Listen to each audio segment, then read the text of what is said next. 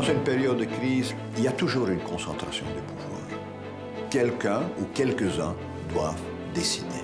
Ce lieu, c'est le Conseil européen. 1,5 million de migrants arrivant, mettons en Allemagne, dans l'espace Schengen. Est-ce que c'est une question pour le ministre, M. de Maizière? Mais non. C'est une question pour Mme Merkel. C'est elle qui perdra ou gagnera les élections sur la décision qu'elle a prise. Et donc c'est une responsabilité très personnelle. On engage son pays. The Council is the place where compromise happens and where we adjust our own positions to those of other countries. It is really a democratic body. Voters in Europe constantly renew the composition of the European Council, which makes this work so fascinating for all of us. Aujourd'hui, les réunions des présidents et premiers ministres européens, ce qu'on appelle le Conseil européen, occupent une place centrale dans la prise de décision en Europe. Au début, ce n'était pas du tout prévu comme ça.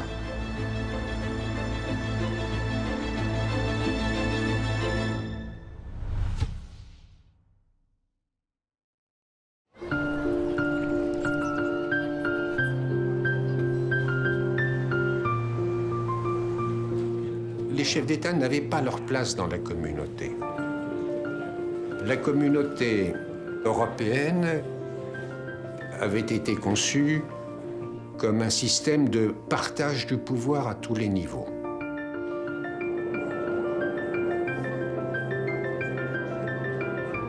Au tout début, quand les chefs de gouvernement se sont mis à se réunir de temps en temps, comme ça, à l'improviste, dans les années 60, les petits pays n'en voulaient pas. Parce que pour eux, la communauté, c'était une protection contre les grands et ils ne voulaient pas voir le retour de l'ancienne Europe par la petite porte à travers ces sommets. Et donc il y a eu une forte réticence du système à accepter ce qui serait apparu comme le collectif du leadership. En plus, la personnalité du général de Gaulle faisait peur. Et la plupart des autres gouvernements préféraient ne pas avoir affaire directement à lui. On a pris l'habitude d'avoir 1 ou 2 sommets par an dans différentes capitales, d'ailleurs, des pays d'Europe. Mais il n'y avait aucune organisation. Et quand j'ai été élu moi-même, c'est-à-dire en 1974, j'ai trouvé qu'il fallait consolider ce système. Que dans un système économique, commercial et également d'ailleurs politique, il fallait prévoir une réunion régulière des responsables politiques.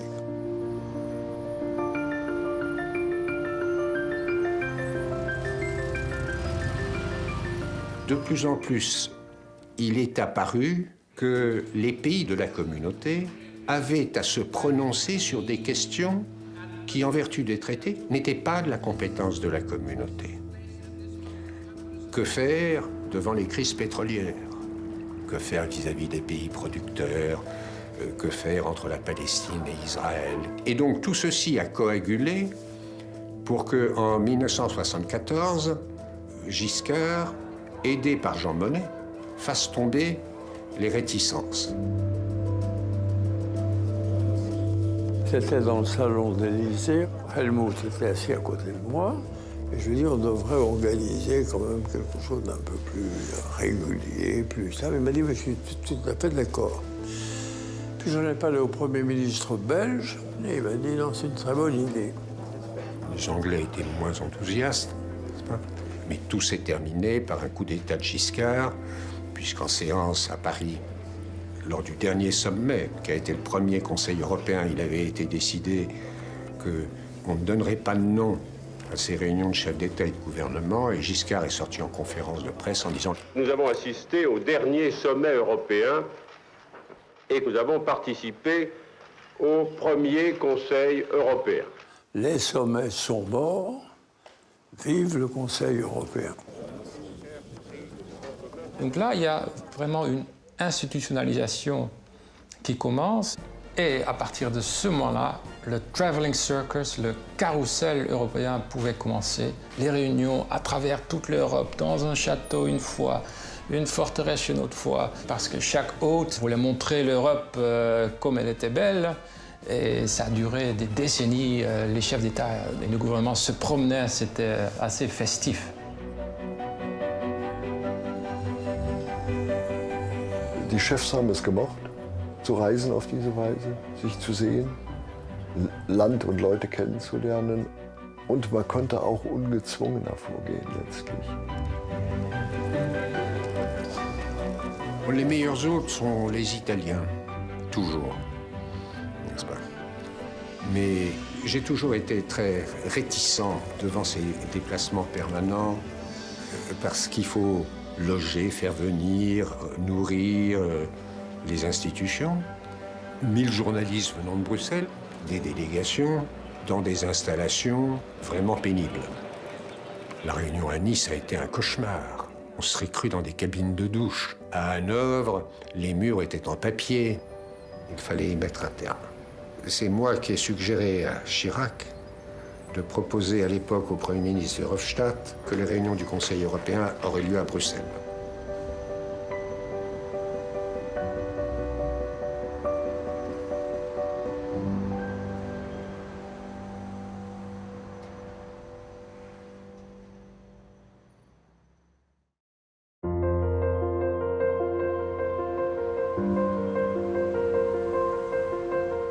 Le Conseil européen, au début, n'existait pas, puisqu'il n'était pas dans le traité. C'était le résultat d'un coup politique de Giscard à son époque, mais n'avait pas d'assises juridiques. La codification est venue avec le temps, et notamment en 1986, avec l'acte unique. Le traité a en quelque sorte accepté ce nouveau-né un peu étrange et lui a donné une place dans le régime juridique. Mais la grande nouveauté a eu lieu avec Maastricht, qui inclut dans la zone d'intérêt de l'Union des questions qui, en vertu du traité, restent de la compétence des États. Et le fonctionnement du Conseil européen a été beaucoup modifié par Lisbonne, surtout par la création d'un poste de président permanent du Conseil européen. La fonction crée stabilité, la fonction crée continuité. Et je me souviens toujours, tout au début, que la chancelière allemande me disait « Mais Herman, parce qu'on s'appelait par le prénom, qu'est-ce que tu vas faire entre deux réunions du Conseil européen? On va se réunir que 4 fois par an. On dit que tu as une fonction full-time, tu ne l'auras pas. » Après 3 mois, on n'a plus posé cette question. La crise grecque a éclaté. Donc on allait de réunion de crise en réunion de crise. Et là, je crois que le grand avantage de la présidence permanente, c'est la continuité.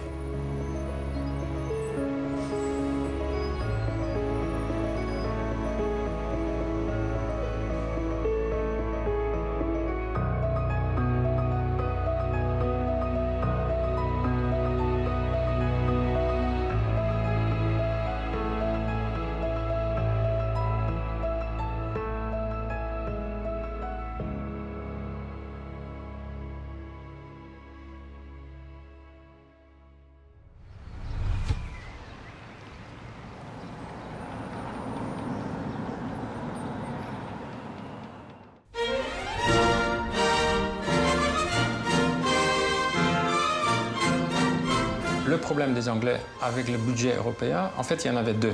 Il y avait un problème côté entrée, qu'est-ce qu'on paie à la caisse commune, et il y avait un problème côté sortie, qu'est-ce qu'on reçoit en retour. Et les Britanniques avaient un problème des 2 côtés. But it's not asking the community for money, it is asking the community to have our own money back. Fontainebleau a été une date tout à fait importante. Parce que, pour la première fois, nous avons accepté collectivement un système d'exception et d'exemption partielle pour un pays. Ce qui était déjà reconnaître que, même à 10, nous ne pourrions probablement pas aller jusqu'au bout complètement unis. Ça a été très irritant, cette affaire. Hein. Et Mme Thatcher avait pris une posture qui n'était pas plaisante pour ses partenaires, parce qu'elle considérait que c'était son argent. Enfin, give me my money back. Il n'y avait aucune raison. Elle insistait tellement que nos partenaires allemands, et en particulier Helmut Schmidt, un jour m'a dit on ne peut pas continuer comme ça. Donc il faut trouver une formule, un compromis pour alléger un peu la contribution britannique. Ce régime d'exemption a été accepté parce que le Royaume-Uni n'est pas un pays comme les autres, parce que c'est le vainqueur de 2 guerres mondiales, parce que sa langue est universelle, parce qu'il est membre du Conseil de sécurité, parce que c'est une puissance, et qu'il y avait des concessions fortes à faire pour garder le Royaume-Uni dans la famille. Mrs. Thatcher won at Fontainebleau. She won too much, in my view. It was not a good decision. It created the basis for years, generations of dissatisfaction on both sides.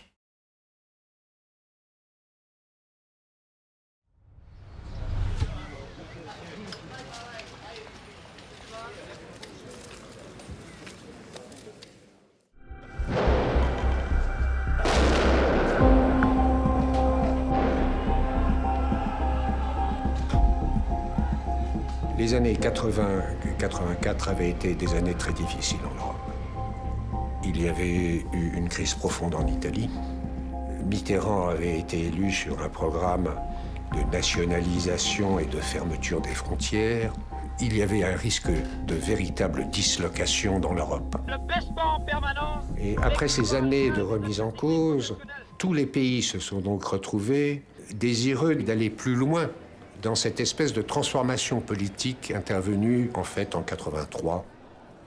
Ich gebrauche im Deutschen ungern ein Wort, das ich im Französischen gern gebrauche, um Stimmungen zu erklären der damaligen Zeit.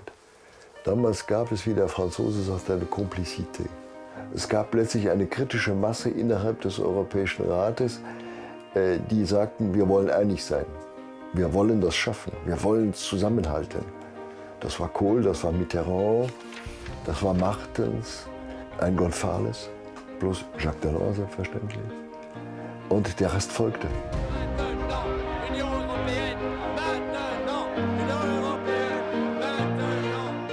The European community accelerated the process into modern society.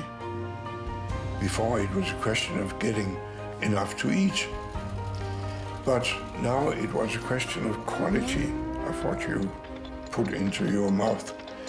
It was a question of health. We began to be able to afford to have policies of that type. Bon, l'enjeu à l'époque, c'était est-ce qu'on va avoir un marché intérieur en 92, le grand projet de Jacques Delors. Mais pour les chefs d'État et de gouvernement, l'enjeu était de savoir est-ce qu'on va faire une conférence intergouvernementale pour changer le traité, oui ou non. Et pendant le Conseil européen à Milan, en juin 1985, le Premier ministre italien, qui était le hôte, Craxi, il a fait un coup. Il a, pour la toute première fois dans l'histoire du Conseil européen, appelé les 10 chefs d'État et de gouvernement à voter. Ça, c'était inouï, parce que le Conseil européen, il décide toujours par consensus. Le Premier ministre grec, Papandréou, le père, qui disait que c'était un viol. Le Premier ministre danois, Schlüter, il était très fâché aussi. Thatcher, il était hors d'elle aussi de fureur. Mais Craxi, il a insisté et ils ont voté. Et c'était 7 contre 3. Et ils ont décidé au Conseil européen de Milan de convoquer une conférence intergouvernementale sur le marché intérieur. Cette conférence s'est tenue et elle s'est achevée au mois de décembre à Luxembourg par un temps abominable. Il y a eu une difficulté essentiellement pour les Britanniques qui concernait les conséquences d'une réglementation excessive sur les petites et moyennes entreprises. Et Mme Thatcher expliquait, moi j'ai dirigé une petite entreprise de 4 personnes et regardez ce que je suis devenu. Alors, en British se penche un peu sur sa table vers Mitterrand et dit « Sono morti i tre altri ». Mais alors, il avait oublié d'éteindre son micro. Tout le monde a entendu, sauf Mme Thatcher, qui, je crois, ne parle pas l'italien. Mais ça s'est terminé très bien, et l'acte unique a été bien mis en œuvre. And we drafted the treaty in 4 months. The complete text in 4 months. An enormous success. So that was the reason why the European community had this marvelous period in the 80s when we agreed, which was the basis for the belief that we could make the Maastricht Treaty.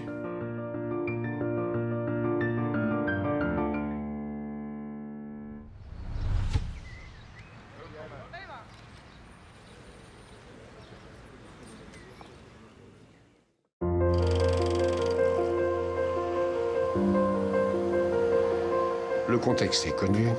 Il y avait eu la chute du mur de Berlin, à la fin 89. Il y avait eu d'une certaine manière surtout l'effondrement du bloc soviétique. Man hatte nur eine unausgesprochene Angst vor einem wiedervereinigten Deutschland. Und es ist letztlich erstaunlich, dass wir nur 1,5 bzw. 2 Jahre nach diesen grundlegenden Ereignissen, ob in Deutschland, aber auch in Polen zum Beispiel, dass der Europäische Rat den Mut gefasst hat zu Maastricht. Poland was already a free country thanks to Solidarity movement. But we knew well that our dream about the return to a political and cultural European community would be impossible without the fall of the Berlin Wall and consequently without the unification of Germany. This was such an enormous thing. The possibility that we could begin living together in peace and understanding. The community as the success story. And then the French, who thought German reunification means an enormous Germany, much bigger than France. So it was a French demand that the Germans should give up the D-Mark in favor of a European currency. En fait, on voulait intégrer une Allemagne réunifiée dans une Europe plus unifiée. Le lancement de la monnaie commune, c'est un risque qu'on prenait, mais moi je ne doute pas une instance de la valeur historique de cette décision. On commençait maintenant à construire un autre type d'Europe politique, avec la monnaie d'une part, mais aussi avec les prémices d'une politique étrangère et aussi les prémices d'une politique intérieure. Bien sûr, on peut dire que ce n'était pas encore prêt, que ce n'était pas réussi, que c'était trop tôt, etc. Mais il y avait un vrai basculement, une métamorphose presque de l'ancienne Europe des règles à une Europe capable de répondre à des crises géopolitiques, politique étrangère, politique intérieure, des sujets dont les chefs d'État et de gouvernement considéraient que c'était à eux de les prendre en main.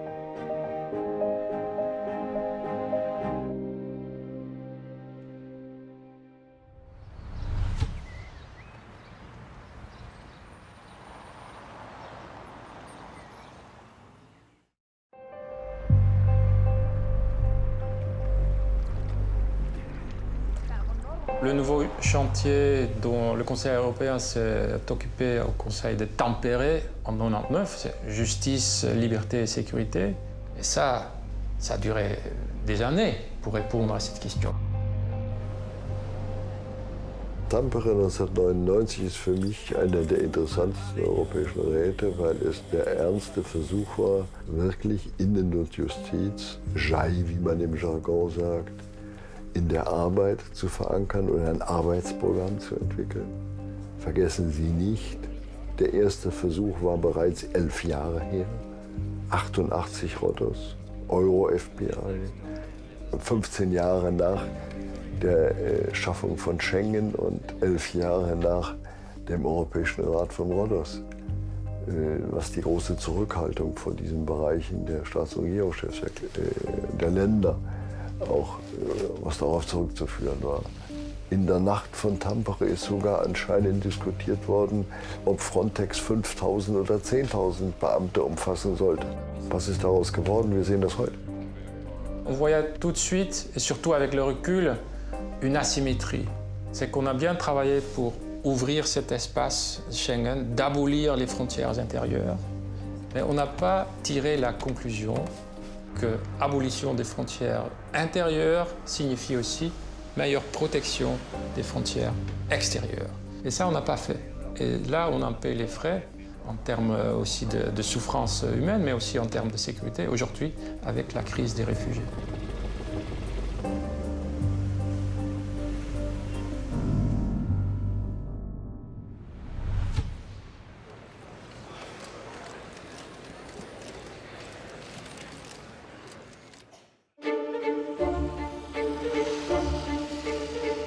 Telle qu'elle existe aujourd'hui, l'Europe ne peut pas fonctionner avec un nombre croissant de participants.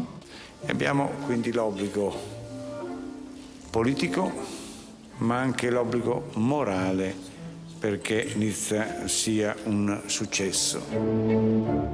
Le sommet à Nice est important, je pense, avant tout comme échec, puisqu'on a voulu rénover le système institutionnel européen, mais on n'a pas réussi à préparer l'Europe pour l'élargissement et pour l'avenir. Nous nous sommes aperçus que nous n'avions fait aucune des réformes qu'il aurait fallu faire, que tous les États auraient voulu garder après l'élargissement la même place qu'avant l'élargissement. On avait l'impression que chaque État était là uniquement pour défendre ses propres intérêts, ses votes au Conseil, le nombre des parlementaires européens, etc. Et que personne ne pensait vraiment à l'ensemble et au bien commun européen. Moi, j'étais venu ici dans l'idée, on m'avait dit ça, il faut faire un traité de Nice qui rend encore possible de travailler dans l'Union européenne, même avec 25 ou 27 membres. Bien, je peux vous dire que toute la soirée, j'ai vu passer des propositions qui étaient en fait l'inverse de tout ça. Les chefs d'État et de gouvernement sont allés au maximum de ce qui pouvait être donné dans cette négociation. Ce n'est pas une grande réforme. Maintenant, il faut vivre avec cet accord.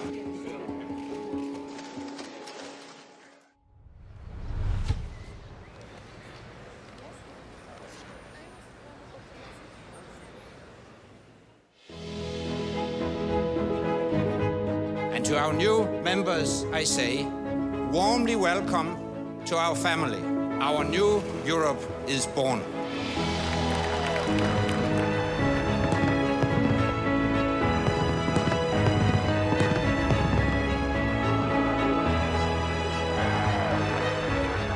Le sommet de Copenhague a pris une décision fondamentale d'élargir l'Union avec 10 nouveaux pays. Et je sais que par la suite, beaucoup ont critiqué ces décisions, qu'elles étaient mal préparées, que les pays n'étaient pas prêts, etc. Peut-être c'était vrai en partie. Mais il y avait déjà une décennie de préparation entre le moment où les premiers ont frappé à la porte et le moment où ils ont entré. On ne pouvait pas attendre infiniment. I think geopolitically it was a window of opportunity to everybody, for new members and also for Europe. Preparation was a little bit maybe late and delayed and not enough sufficient, but in general I think it is a success. Tout le monde était content de l'adhésion, beaucoup étaient très insatisfaits des conditions de l'élargissement. Certains des participants s'interrogeaient véritablement sur la question de savoir si la mer était capable d'avoir autant d'enfants. The European Union is about safeguarding democracy in Europe. That's also why we decided to open the door to countries that were not ready for membership from the East. Get them in while the possibility is there. C'est eux, c'est la Pologne, c'est la Hongrie, c'est la Tchécoslovaquie qui ont frappé à la porte de l'Europe. Et c'est à cette frappe à la porte que les 12 pays de la communauté ont dû répondre parce que c'était un vrai appel historique qu'on ne pouvait pas nier. The prospect of joining the EU meant the actual end of the Second World War. At the time, no one even thought about the financial benefits that come with EU accession. The stakes were much higher than that. It was Central and Eastern Europe's to be or not to be. I may sound a bit sentimental, but I can say that for us in those days, Europe really was a symbol of freedom, high standards, prosperity, modernity and security. And we have never been disappointed. It was a dream, and it is a dream still, because now we are capable to compare our countries, Baltic states, how we look like and how we are developed in 12 years of our membership, and just very close to our border, how some East European countries are still looking like. So for us, this is the best achievement in our history.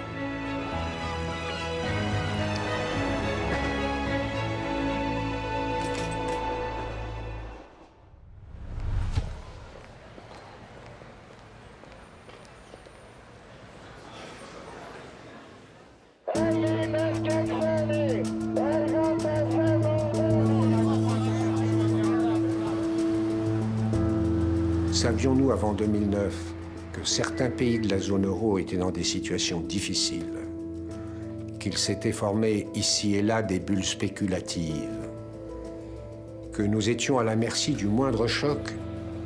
Oui, nous le savions. Bien sûr que nous le savions. Et nous n'avons pas voulu le savoir. Lehman Brothers, la crise des dettes souveraines, ont évidemment eu sur les parties les plus faibles du bastingage le même effet que la banquise sur le Titanic. Le glacier est entré droit dans la partie la plus faible du bastingage. L'existence même de la zone euro était en danger, et quand la zone euro aurait éclaté, l'Union européenne était aussi en grave danger. Donc on connaissait l'enjeu. En gros, il y avait un conflit entre deux groupes de pays. Les pays du Nord disaient, bon, il faut plus de discipline budgétaire et autres pour venir à terme de cette crise. Et les pays du Sud disaient, ben non, il faut plus de solidarité de vous autres envers l'Europe. Je viens pour qu'il y ait des solutions très rapides pour soutenir les pays qui sont les plus en difficulté sur les marchés. We lossen de problemen in Europa op door landen in Zuid-Europa, mits zij zelf verantwoordelijkheid nemen en de zwaarste voorwaarden accepteren te helpen hun problemen op te lossen. It cannot be lunch free of charge. On dit souvent que les chefs d'État et de gouvernement sont inspirés par l'intérêt national. Oui, c'est vrai. Mais il y a un moment où on dit, écoute, il y a nos intérêts nationaux, mais comment peuvent-ils coïncider avec l'intérêt européen? Ce moment-là, on l'a trouvé en juin 2012. En juin 2012, on a réussi à débloquer la situation dans la crise euro. Au niveau solidarité, on a dit que les fonds de sauvetage mis en place pouvaient désormais aussi être utilisés pour les banques en problème. D'autre part, côté responsabilité ou discipline, on a décidé cette nuit que la Banque centrale européenne allait faire la supervision de toutes les banques en Europe. Et ça, c'était aussi une vraie percée. Ich glaube, dass wir mit dem, was wir geschafft haben, einen wichtigen Schritt zu einem dauerhaft stabilen Euro genommen haben. Le vendredi matin, le président de la Banque centrale européenne, il est venu chez moi en me disant, Monsieur le Président, est-ce que vous réalisez ce que vous, Conseil européen, avez décidé hier? Pour moi, c'est essentiel. Il était venu tout spécialement pour souligner l'importance du résultat qu'on avait obtenu. Sans ce Conseil européen de juin 2012, je ne sais pas où on en serait aujourd'hui même.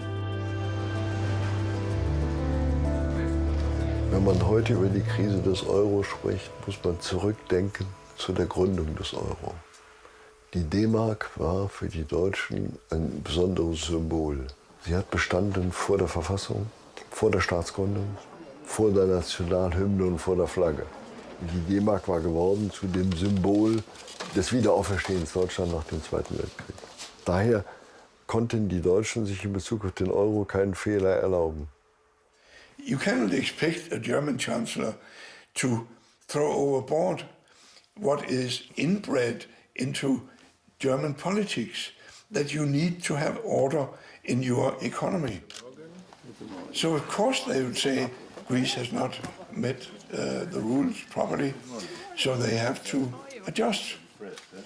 And then they saw her as a sort of dictator, not understanding that she's German, she behaved as a German.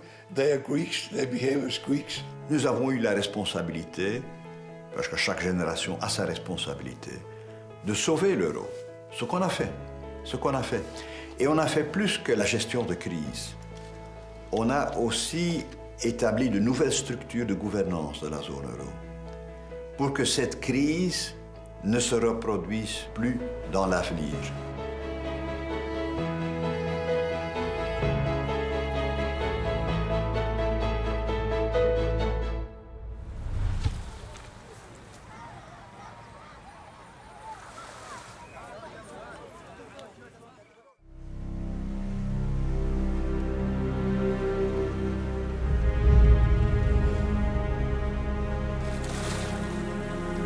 Savions-nous, avant la fin 2015, que nous avions devant nous un énorme problème potentiel de réfugiés? Bien sûr que nous le savions.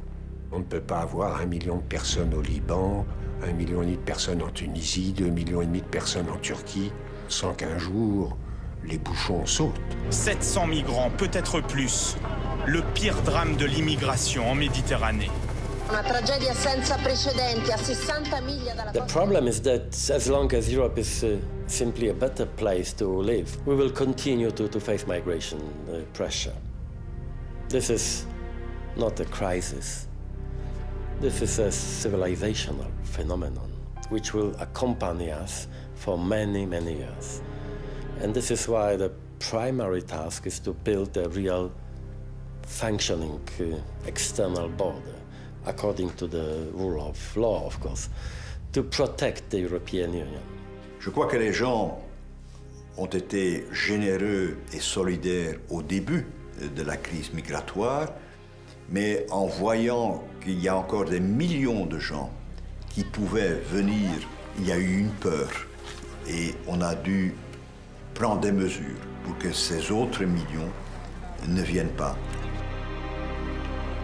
Et après des hésitations, on a trouvé cet accord entre l'Union européenne et la Turquie qui a arrêté en fait l'exodus.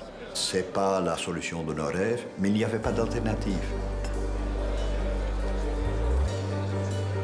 Le deal avec la Turquie du printemps 2016 est un moment important parce qu'on est allé, disons, jusqu'à la frontière de ce qui était juridiquement, peut-être aussi éthiquement possible ou acceptable. Et on peut le critiquer, beaucoup l'ont fait, mais on peut aussi y voir un signe d'une perte d'innocence géopolitique. Jusque-là, l'Europe a toujours voulu être la plus belle, innocente, elle qui ne fait pas de power politics comme les grandes puissances. Mais dans le monde d'aujourd'hui, qui est tellement dangereux, où les choses changent vite et où on a affaire avec des dictateurs autour de nous, il faut aussi parfois avoir les mains sales, malheureusement, pour survivre. It has taken far too long for the European leaders to resolve, in fact, an ideological dispute, whether Europe should still be the most open place in the world or whether we should change it into a fortress. And this is why it took such a long time to take practical actions, including the so-called Turkish deal, logistical support for the Macedonian border and Bulgaria, and cooperation with some African countries. Fortunately, today we can say that they are starting to work. On a survécu la crise de la zone euro, on a trouvé des solutions pour la crise migratoire. La seule chose qu'on n'a pas su régler, c'est le Brexit. Là, avec tous les efforts même que les 27 ont fait, la Grande-Bretagne a fait un autre choix.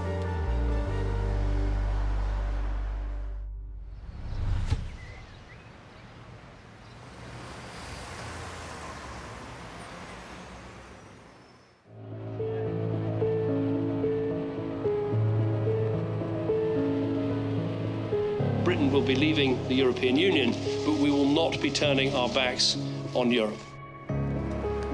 C'est un choc c'est un tremblement de terre. Le Brexit est un signal d'alarme très profond parce qu'on retrouvera les mêmes sursauts nationaux dans 15 États membres de l'Union aujourd'hui. On voit le même malaise, la même méfiance des citoyens, des électeurs européens dans tous nos pays.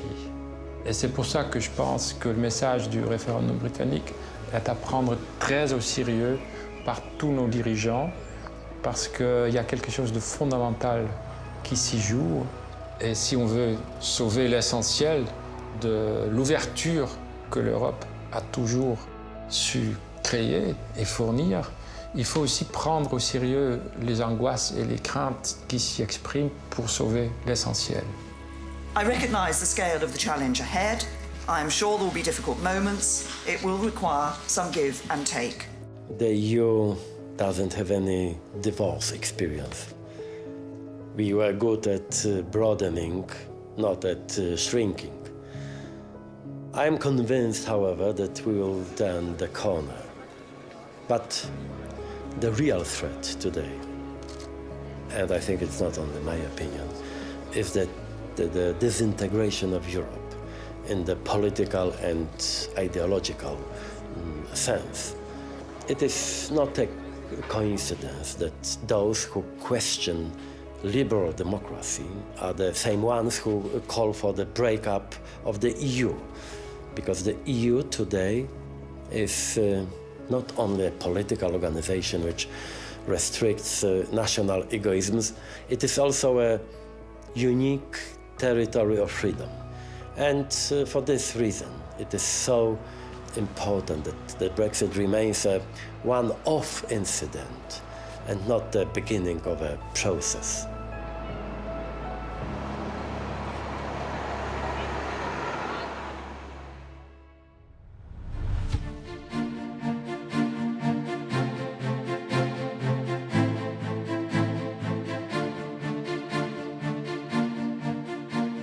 On pourrait comparer le Conseil européen à une centrale électrique.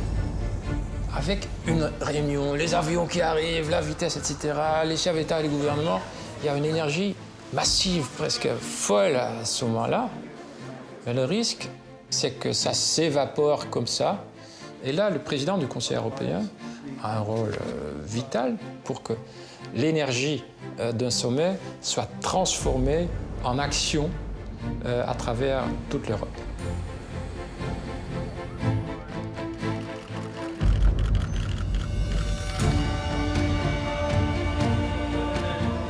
C'est une aventure. Chaque fois que je commençais la réunion, je regardais autour de moi. Je connaissais bien sûr chacun d'entre eux, mais il y avait toujours ce doute. Comment est-ce qu'on peut trouver, disons, des ententes ou une entente à 28? Around the table you have 28 real leaders. Each of them is well prepared, intelligent, ambitious, decisive, even bossy. Leading the works of such a team is a real challenge. What is, however, more important is the fact that they are almost always able to find a common thread, ready to risk or sacrifice individual interests for the sake of agreement. This is the essence of political Europe: to argue, to debate, to negotiate, but always in goodwill. The European Union is about compromise. It's never perfect. Shouldn't be unhappy about it not being perfect. It's a human enterprise. If it were perfect, I would be very afraid. The Council depends very much on member states, what kind of governments are, plus what challenges we are confronting inside and outside. Il y a des moments où il y a des conflits, etc., mais il y a aussi des moments où ils sentent intimement le besoin de travailler ensemble et d'être et de faire l'Europe. Et c'est ça le Conseil européen quand il fonctionne au mieux. J'appelle ça le secret de la table. It's when they forget for a moment this basic condition that we are France, we are Germany, that things happen. for a moment, like when unification happened. I think it's fantastic. It's a fairy tale in a way. Un moment émouvant a été la remise du prix Nobel de la paix à l'Union européenne. Pratiquement tous les chefs d'État et de gouvernement étaient là. J'ai parlé de notre histoire de guerre de l'Europe. J'ai parlé de mon père qui a failli être exécuté en mai 1940. J'ai parlé en fait du vécu de notre histoire, pas uniquement de l'histoire institutionnelle de l'Union européenne. Je crois que tout le monde est sorti de la réunion avec ce grand souffle en soi, disons, on participe à une grande œuvre.